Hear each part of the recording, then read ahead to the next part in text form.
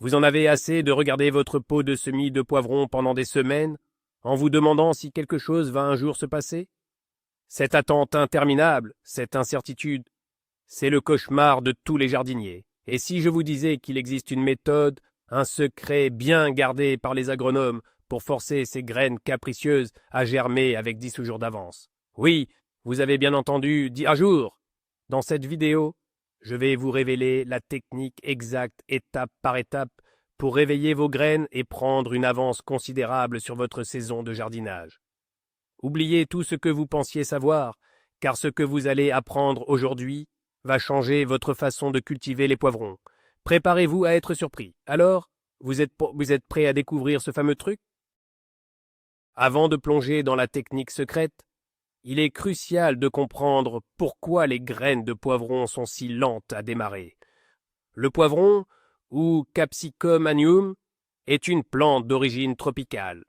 Dans son habitat naturel, il est habitué à la chaleur et à des conditions spécifiques. Les graines ont développé une sorte de dormance, une protection naturelle pour ne germer que lorsque les conditions sont absolument parfaites. Cette enveloppe protectrice, appelée le tégument, est particulièrement coriace et imperméable. Elle empêche l'eau de pénétrer facilement et de déclencher le processus de germination. C'est une stratégie de survie brillante dans la nature, mais extrêmement frustrante pour nous, jardiniers impatients. En commençant nos semis en janvier, nous luttons contre cette nature profonde de la graine. Nous devons donc, non pas simplement attendre, mais activement tromper la graine en lui faisant croire que les conditions idéales sont arrivées. C'est là que notre méthode entre en jeu. Nous allons simuler un cycle naturel accéléré pour briser cette dormance tenace. La toute première étape, souvent négligée, est la sélection et la préparation de vos combattants. Toutes les graines ne naissent pas égales. Utiliser des graines de l'année précédente ou de sources fiables augmente drastiquement vos chances de succès. Des graines plus âgées ont une viabilité réduite et même notre méthode choc ne pourra pas ressusciter une graine morte. Une fois vos graines choisies, il faut les nettoyer. Non pas avec des produits chimiques agressifs, mais avec une solution douce. Pourquoi? Parce que la surface des graines peut abriter des spores de champignons ou des bactéries qui n'attendent que l'humidité et la chaleur de la germination pour se développer et provoquer la redoutable fonte des semis. Une astuce simple et efficace consiste à préparer une infusion de camomille bien concentrée. Laissez-la refroidir complètement, puis faites tremper vos graines dedans pendant environ 1 heure. La camomille a des propriétés antifongiques naturelles qui vont assainir les graines sans les endommager. C'est une sorte de spa de préparation avant le traitement de choc. Cette étape préventive est votre première assurance pour obtenir des plantules saines et vigoureuses. Ne la sautez jamais, car elle jette les bases de tout le processus et prépare le terrain pour le véritable secret à venir. Après le bain de propreté à la camomille, vient l'étape de l'hydratation profonde. Le but est de commencer à ramollir cette fameuse enveloppe coriace dont nous avons parlé. L'eau est le signal universel pour une graine que la vie peut commencer. Cependant, un simple trempage ne suffit pas toujours ou prend beaucoup de temps. Nous allons optimiser ce processus, utiliser de l'eau de pluie si possible ou de l'eau du robinet que vous aurez laissé reposer pendant 24 heures pour que le chlore s'évapore. La température de l'eau est importante. Elle doit être tiède, autour de 30 à 35 degrés Celsius. Pas chaude au risque de cuire la graine, mais agréablement tiède pour simuler une douce pluie de printemps tropical. Placez vos graines dans cette eau et laissez-les tremper pendant une durée précise, 12 à 24 heures maximum. Vous pouvez ajouter une goutte de stimulateur de croissance ou de l'eau d'aloe vera pour donner un petit coup de pouce nutritif. L'objectif est de voir les graines se gorger d'eau. Certaines vont couler au fond du récipient, ce qui est généralement un bon signe. Cette hydratation prépare l'embryon à l'intérieur de la graine. Il commence à s'activer, à produire des enzymes qui seront cruciales pour la suite. C'est le réveil en douceur, avant le choc thermique, qui va véritablement forcer la porte de la germination. Maintenant, Nous arrivons au cœur de la méthode, le secret des agronomes, la stratification contrastée ou le choc thermique. C'est cette étape qui va faire toute la différence et vous faire gagner ces fameux 10 jours. L'idée est de simuler une succession rapide de conditions extrêmes pour briser la dormance de la graine de manière radicale. On va lui faire croire qu'elle a traversé un hiver court et intense suivi d'une arrivée brutale de la chaleur printanière. Ce stress contrôlé force la graine à réagir. Après leur bain tiède, égouttez soigneusement les graines. Ne les laissez pas sécher. Enveloppez-les immédiatement dans un morceau de tissu humide, comme une gaze ou un filtre à café, ou placez-les entre deux cotons démaquillants bien imbibés d'eau mais pas détrempés. Le contact humide doit être permanent. Placez ce petit paquet dans un sachet en plastique à fermeture zip ou une petite boîte hermétique. C'est votre unité de traitement. C'est ici que la magie va opérer. Cette préparation est cruciale car elle va permettre de maintenir l'humidité constante pendant les variations de température, protégeant ainsi l'embryon tout en transmettant efficacement le signal thermique. C'est un peu comme préparer un athlète pour une épreuve intense. L'échauffement est terminé, la compétition va commencer. La première phase du choc thermique est le froid. C'est la simulation de l'hiver. Prenez votre sachet ou votre boîte contenant les graines humides et placez-le dans la partie la moins froide de votre réfrigérateur. Typiquement, le bac à légumes est parfait pour cela. La température idéale se situe entre 4 et 6 degrés Celsius. Il ne faut surtout pas congeler les graines. Le but n'est pas de les détruire, mais de déclencher une réponse hormonale. Laissez les graines dans le réfrigérateur pendant une période de 12 à 24 heures. Durant ce temps, à l'intérieur de la graine, des changements biochimiques s'opèrent.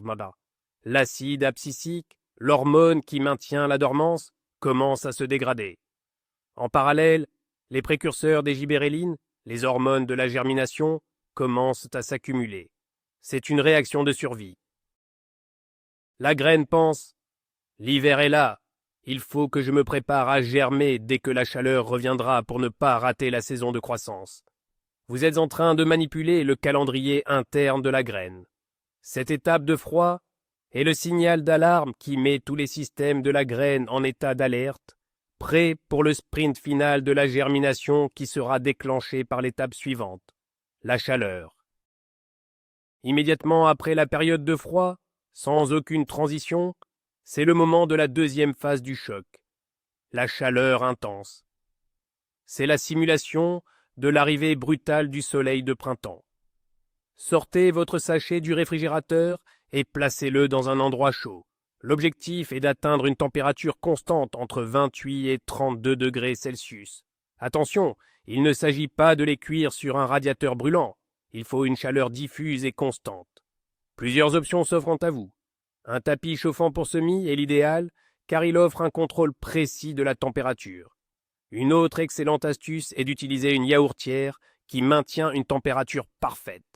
Vous pouvez aussi placer le sachet sur le dessus de votre box Internet ou d'un autre appareil électronique qui dégage une chaleur douce et continue. Une autre méthode consiste à utiliser un thermos. Remplissez-le d'eau chaude à environ 40 degrés, placez votre sachet bien fermé à l'intérieur et fermez le thermos. La chaleur sera maintenue pendant plusieurs heures. Laissez les graines dans ces conditions chaudes pendant au moins 24 heures, voire 48 heures. Ce contraste saisissant entre le froid et le chaud est le signal ultime. Il brise les dernières inhibitions de la germination et l'embryon reçoit l'ordre de croissance de manière impérative. Pendant que vos graines subissent leur traitement de choc, préparez leur futur nid douillet, le terreau de semis. Le choix du substrat est absolument fondamental, surtout pour des graines qui ont été ainsi boostées. Elles vont germer vite et auront besoin d'un environnement parfait dès le départ. Oubliez la terre de jardin, trop lourde, compacte et pleine de pathogènes. Vous avez besoin d'un mélange très léger, aéré et drainant. La recette idéale est la suivante. Mélangez 50% de terreau pour semis de haute qualité, 25% de vermiculite et 25% de perlite. Le terreau apporte les nutriments de base. La vermiculite est incroyable car elle retient l'eau et les nutriments comme une éponge. les restituant progressivement à la jeune racine tout en aérant le sol. La perlite, ces petites billes blanches volcaniques, assure un drainage parfait empêchant l'eau de stagner et les racines de pourrir, ce qui était le risque numéro 1. Avant de remplir vos godets, humidifiez bien votre mélange. Il doit avoir la consistance d'une éponge essorée, humide au toucher, mais sans qu'une goutte d'eau ne perle si vous en pressez une poignée. Un bon terreau est en bas la garantie que l'énergie de germination que vous avez déclenchée ne sera pas gaspillée dans une lutte contre un sol de mauvaise qualité. Le moment de la plantation est arrivé. Vos graines ont subi le froid, puis le chaud, elles sont prêtes à exploser. La profondeur de semis est un détail qui peut tout changer. Une erreur commune est de les enterrer trop profondément. La jeune pousse doit dépenser une énergie folle pour atteindre la surface et la lumière, une énergie qui serait mieux utilisée pour développer ses premières œuvres et feuilles. Pour les poivrons, la règle d'or est une profondeur équivalente à 2 ou 3 fois le diamètre de la graine. En pratique, cela signifie environ 5 à 6 mm, pas plus. Une astuce de pro, remplissez vos godets avec votre terreau préparé, tassez légèrement pour éliminer les poches d'air. Ensuite, avec la pointe d'un crayon, faites un petit trou de la profondeur désirée. Placez délicatement une seule graine par trou. Pourquoi une seule? Parce que si vous en mettez plusieurs et qu'elles germent toutes, vous devrez les séparer plus tard. Une opération délicate qui stresse les jeunes racines. Il vaut mieux planter plus de godets avec une seule graine chacun. Une fois la graine en place, ne la recouvrez pas en tassant de la terre. Saupoudrez simplement une fine couche de vermiculite ou de terreau tamisé sur le dessus. Cela maintient l'humidité sans compacter la surface, facilitant la sortie de la plantule. Maintenant que les graines sont en terre, la mission est de maintenir les conditions de chaleur qui ont été initiées lors du traitement de choc. La germination des poivrons est thermophile, c'est-à-dire qu'elle adore la chaleur. La température du sol est encore plus importante que la température de l'air. L'idéal absolu se situe entre 25 et 28 degrés Celsius. À cette température, le processus métabolique à l'intérieur de la graine est à son maximum. En dessous de 20 degrés, il ralentit considérablement et vous perdez tout le bénéfice du traitement. Comment maintenir cette chaleur de manière constante, surtout en janvier? Le tapis chauffant pour semis est encore une fois votre meilleur allié. Il chauffe le sol par le bas, ce qui est parfait. Si vous n'en avez pas, placez votre terrine de semis au-dessus d'un réfrigérateur, près d'une source de chaleur douce, comme un radiateur, mais pas directement dessus, ou dans la pièce la plus chaude de la maison. Une autre astuce consiste à utiliser une glacière et une bouteille d'eau chaude. Placez la bouteille dans la glacière avec votre terrine. La chaleur sera conservée pendant plusieurs heures. La constance est la clé. Des variations de température importantes peuvent stresser la graine et stopper le processus de germination. En parallèle de la chaleur, l'autre facteur clé est l'humidité. Une humidité constante est non négociable. Si le terreau sèche, ne serait-ce qu'une seule fois après le semis, la graine qui a commencé son processus de germination peut mourir instantanément. Pour éviter cela, il faut créer un effet de mini-serre. C'est très simple. Recouvrez votre bac à semis ou vos godets avec un couvercle en plastique transparent ou, à défaut, avec un film alimentaire que vous tendrez sur le dessus. Ce dôme va piéger l'humidité qui s'évapore du terreau, créant une atmosphère saturée d'humidité idéale pour la germination. La condensation va se former sur le couvercle et retomber en fines gouttelettes sur le terreau, assurant un arrosage constant et doux. Pensez à aérer une fois par jour pendant 5 à 10 minutes. Soulevez simplement le couvercle pour renouveler l'air et éviter le développement de moisissures. Pour l'arrosage, n'utilisez jamais un arrosoir qui délogerait les graines. Préférez un pulvérisateur avec une brume très fine pour réhumidifier la surface si nécessaire. L'objectif est de garder le terreau humide, mais jamais détrempé.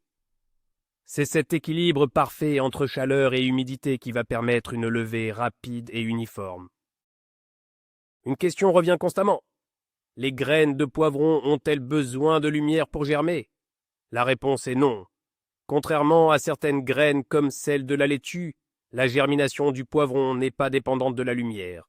En fait, une lumière directe et intense peut même être contre-productive à ce stade, car elle peut assécher la surface du terreau trop rapidement. Vous pouvez donc tout à fait placer votre mini-serre dans un endroit chaud mais sombre pendant la phase de germination. Cela vous permet de vous concentrer uniquement sur le maintien de la température et de l'humidité optimale. La lumière ne deviendra absolument cruciale qu'à l'instant précis où vous apercevrez la première petite boucle verte percer la surface du sol. À cet instant, et pas une seconde avant, il faudra retirer le couvercle de la mini-serre et fournir à vos plantules une source de lumière intense et directe pendant 12 à 16 heures par jour. C'est ce qui empêchera les jeunes pousses de filer, c'est-à-dire de s'étioler en cherchant désespérément la lumière. Donc, pour résumer, obscurité ou lumière faible pendant la germination, puis lumière maximale dès l'apparition des cotylédons. Après avoir appliqué toute cette méthode, l'attente est fébrile. Quels sont les premiers signes de succès, Zagueté? Grâce au traitement de choc, vous devriez voir les premiers résultats apparaître de manière spectaculaire, parfois dès le 4e ou 5e jour, au lieu des 15 jours habituels. Le tout premier signe visible est une minuscule fissure à la surface du terreau, comme si quelque chose poussait par en dessous. Puis, vous verrez apparaître une petite boucle blanche ouverte. C'est le cotylédon, les premières fausses feuilles de la plantule qui se fraient un chemin vers la surface. C'est le moment le plus critique. La plantule est très fragile, ne touchez à rien, laissez-la faire son travail. Une fois que la tige s'est redressée et que les 2 cotylédons sont bien déployés, c'est une victoire.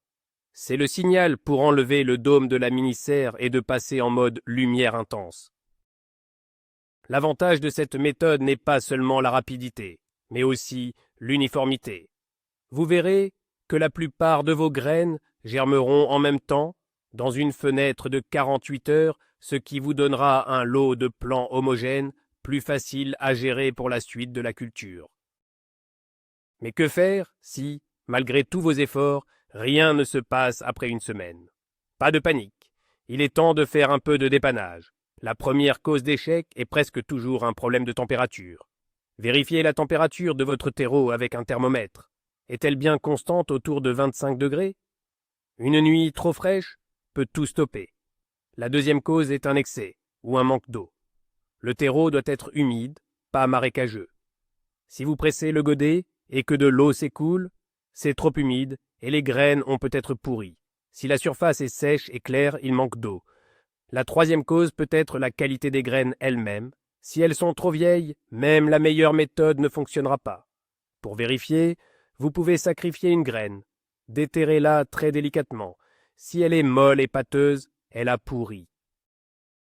Si elle est toujours dure et inchangée, c'est probablement un problème de température ou d'humidité. Si elle est gonflée et qu'une petite racine commence à sortir, alors soyez patient. Elle est juste un peu plus lente. Parfois, certaines variétés sont naturellement plus capricieuses que d'autres. Pour vraiment visualiser l'impact de cette technique, l'idéal est de mener une petite expérience comparative. C'est ce que font les scientifiques et vous pouvez le faire chez vous très simplement. Prenez un lot de graines de la même variété et du même sachet. Divisez-le en 2 groupes. Le premier groupe sera votre groupe témoin. Semez-le de manière classique, trempage dans l'eau tiède pendant quelques heures, puis semis direct dans le terreau.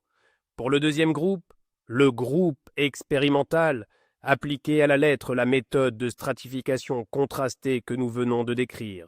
Désinfection, hydratation, passage au froid, puis passage au chaud et enfin semis. Placez les 2 groupes de godets dans exactement les mêmes conditions de chaleur et de lumière. Tenez un petit journal et notez jour après jour ce que vous observez. Vous serez stupéfait par la différence. Le groupe expérimental montrera des signes de germination bien plus tôt et de manière beaucoup plus groupée. Au bout de 15 jours, vous aurez d'un côté quelques rares plantules timides et de l'autre, une petite forêt de plants déjà bien développés. C'est la meilleure façon de se convaincre de l'efficacité redoutable de cette méthode. Gagner 10 jours sur la germination n'est pas juste une question de patience. C'est un avantage stratégique énorme pour toute la saison de culture. Un plant qui a démarré plus tôt est un plant qui aura plus de temps pour se développer avant la transplantation au jardin. Il aura un système racinaire plus robuste, une tige plus épaisse et plus de vraies de feuilles. Ce départ fulgurant le rend moins vulnérable aux maladies, comme la fonte des semis et aux attaques de nuisibles. Lorsque viendra le moment de le planter en pleine terre, après les dernières gelées, il subira moins de chocs de transplantation car il sera plus fort. Et le bénéfice le plus important se verra à la fin de la saison. Un plant qui a eu une période de croissance végétative plus longue avant de commencer à fleurir sera globalement plus grand, plus touffu et donc plus productif. Il produira ses premiers du fruit plus tôt dans la saison et continuera à produire plus longtemps. En résumé, ces 10 jours gagnés au tout début se transforment en semaines d'avance sur la récolte et en une quantité de poivrons significativement plus importante. C'est un investissement en temps minime au départ pour un retour sur investissement maximal à la fin. Cette technique de choc thermique n'est pas exclusive aux poivrons. Elle est particulièrement efficace pour toute la famille des solanacées qui sont un peu capricieuses. Pensez notamment aux piments, surtout les variétés les plus fortes comme les habaneros ou les Carolina Reapers, qui sont notoirement lents et difficiles à faire germer. Cette méthode peut réduire leur temps de germination de moitié. C'est également très efficace pour les aubergines, qui partagent cette même origine tropicale et cette même aversion pour le froid. Vous pouvez appliquer exactement le même protocole. Mais au-delà des solanacées, ce principe de stratification peut être adapté pour de nombreuses autres graines à dormance. Certaines graines de plantes vivaces ou d'arbres nécessitent une période de froid beaucoup plus longue, de plusieurs semaines voire plusieurs mois, pour simuler un hiver complet. Ce que nous faisons avec les poivrons est une version express de ce processus. Comprendre ce principe de base vous ouvre les portes d'une meilleure maîtrise de la germination pour de nombreuses espèces et fait de vous un jardinier plus averti et plus compétent, capable de s'adapter aux besoins spécifiques de chaque graine. Un mythe tenace dans le monde du jardinage est qu'il faut ajouter de l'engrais très tôt pour booster les semis. C'est une erreur qui peut être fatale. La graine elle-même contient toutes les réserves nutritives nécessaires pour germer et développer ses premières feuilles, les cotylédons. C'est une petite boîte à lunch parfaite. Un terreau de semis de qualité contient également une faible dose de nutriments, largement suffisante pour les premières semaines de vie de la plantule. Ajouter de l'engrais à ce stade, surtout un engrais chimique, est comme donner un steak à un nouveau-né. Le système racinaire, extrêmement délicat, n'est pas capable de l'assimiler. Les sels minéraux contenus dans l'engrais vont littéralement brûler les jeunes racines, stresser la plante, voire la tuer. Le premier apport d'engrais ne doit se faire que lorsque la plantule a développé au moins 2 paires de vraies feuilles, celles qui apparaissent après les cotylédons. Et même à ce moment-là, il faut utiliser un engrais très dilué, à un quart ou à la moitié de la dose recommandée. La patience est une vertu. Laissez d'abord la plante établir un bon système racinaire avant de penser à la nourrir.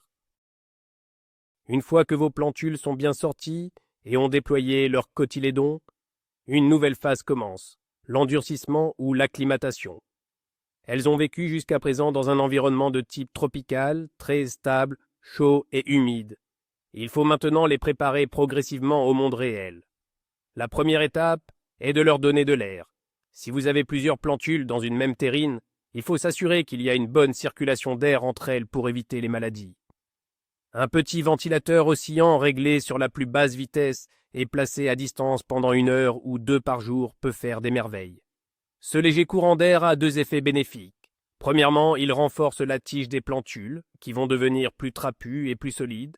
Deuxièmement, il aide à assécher la surface du sol entre les arrosages, ce qui limite le risque de développement de champignons.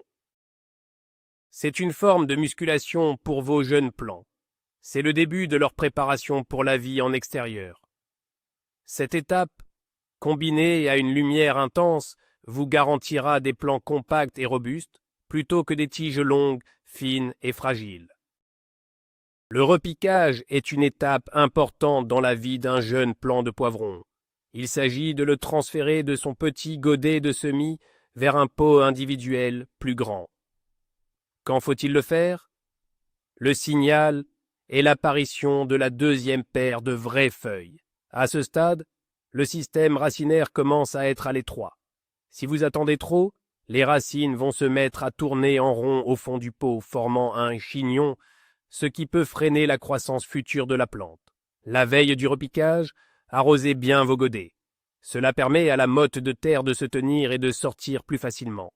Préparez des pots plus grands, d'environ 10 cm de diamètre, remplis d'un terreau de bonne qualité, un peu plus riche que le terreau de semis. Faites un trou au centre. Pour extraire la plantule, ne tirez jamais sur la tige. Pincez doucement le godet pour décoller la motte, puis retournez-le en soutenant la plantule avec votre autre main. La motte devrait glisser toute seule. Placez-la dans le nouveau pot et enterrez la tige un peu plus profondément qu'elle ne l'était jusqu'au cotylédon. Les poivrons ont la capacité de former de nouvelles racines le long de la tige enterrée, ce qui donnera un système racinaire encore plus fort. Le calendrier est votre meilleur ami. Commencer en janvier avec cette méthode vous donne une avance considérable, mais il faut planifier la suite. Notez la date de semis. Comptez environ 8 à 10 semaines de croissance à l'intérieur avant la date de la dernière gelée prévue dans votre région. C'est la période pendant laquelle vos plants vont se développer en intérieur, sous lumière artificielle ou derrière une fenêtre très ensoleillée, avant de pouvoir sortir. Par exemple, si votre dernière gelée est à la mi-mai, un semis début janvier est peut-être un peu tôt, sauf si vous avez beaucoup d'espace et un excellent système d'éclairage. Un semis fin janvier ou début février est souvent idéal. Cela donne des plants bien développés mais pas trop grands au moment de la plantation. Utiliser un calendrier vous permet de ne pas être pris au dépourvu et d'anticiper les étapes comme le repiquage et l'acclimatation à l'extérieur. Cette planification, combinée à notre technique de germination rapide, est la recette d'une saison de poivrons réussie et sans stress. Vous ne subissez plus le calendrier, vous le maîtrisez. En conclusion, le secret pour devancer la nature et gagner ces précieux 10 jours sur la germination de vos poivrons ne réside pas dans un produit miracle, mais dans une compréhension et une manipulation intelligente des processus biologiques de la graine. C'est une symphonie en plusieurs actes, une sélection rigoureuse et une désinfection douce pour partir sur des bases saines, une hydratation contrôlée pour réveiller en douceur l'embryon endormi. Et enfin, le coup de théâtre, le choc thermique, cette alternance brutale de froid et de chaud qui simule les saisons en accéléré et force la graine à entrer en action. Chaque étape, de la préparation du terreau à la gestion de la lumière, joue un rôle crucial dans la réussite de cette opération. En adoptant cette méthode d'agronome, vous ne faites pas que gagner du temps. Vous créez des plants plus forts, plus résilients et, au final, plus productifs. Vous transformez une attente passive et incertaine en un processus actif et maîtrisé. Vous devenez le metteur en scène de votre potager. Ce n'est pas de la triche, c'est simplement du jardinage intelligent. Voilà, le secret est maintenant entre vos mains. Ce n'est pas de la magie, mais de la science appliquée au jardinage. En suivant cette méthode de stratification contrastée, vous ne vous contenterez plus d'attendre passivement que vos graines de poivrons veuillent bien germer.